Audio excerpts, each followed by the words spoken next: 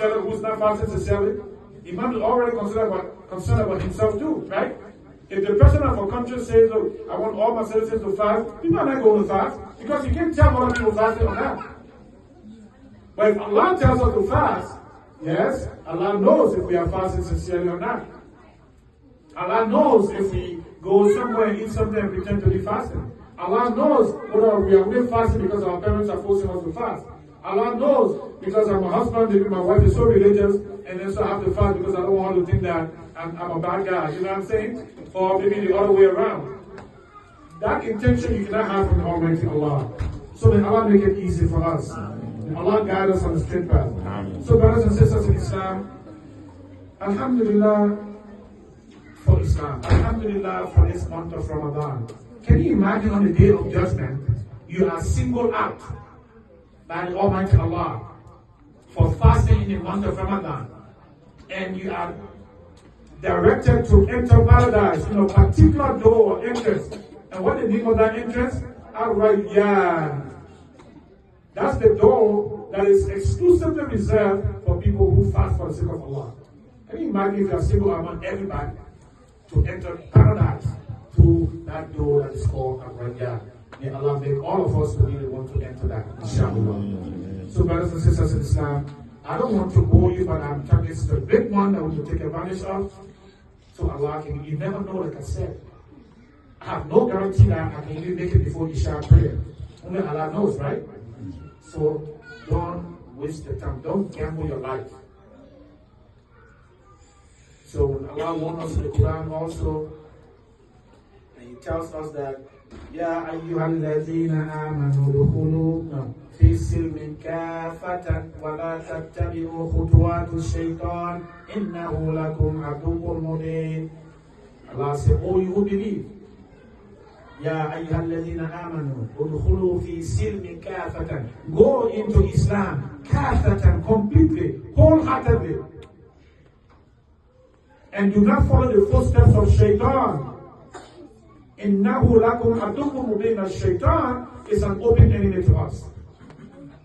So don't be hypocritical about your Islam. Don't put your right foot in Islam and put your left foot out.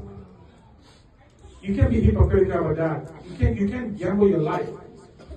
Because when your life is taken, there's nothing you depend on again. It's your deeds that you perform, the fasting that you did, the good things that you did, those are the things that will be witnesses for you. I know we are not perfect, but let's strive for perfection. Let us not be hypocritical in the practice of our deeds. Because Allah knows us. We cannot have our intention from Allah. I cannot come and say Assalamu alaikum to my sister or brother, even though I know I have something grudge against my sister or my brothers. And I say Assalamu alaikum. Everybody says, oh yeah, he's a nice guy. You know, he says Assalamu alaikum again. Yeah, but my Assalamu alaikum, Allah knows what is sincere or not.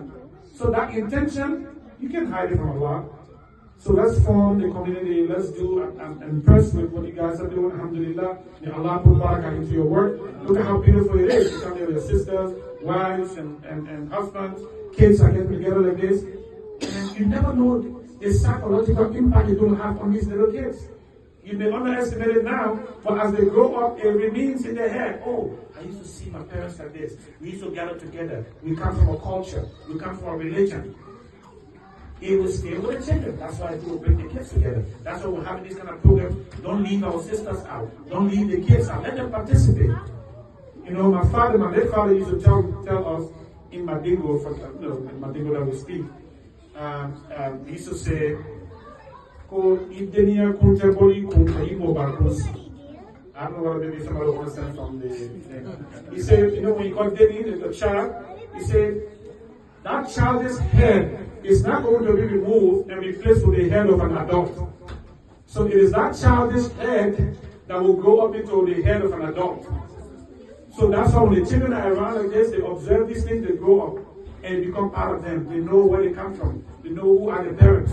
And one other advice I'll give you is try to instill your culture, try to instill your religion into the children. Try to speak your language to the children. Many of us fall short of that, right? Try to speak it to them because They are already in an English-speaking country. They want to learn English. So if I'm going to speak Mama, I want to speak Mandingo to my children until they learn it. I want to speak Fulani to my children until they learn it. I want to speak, Wolof to my children.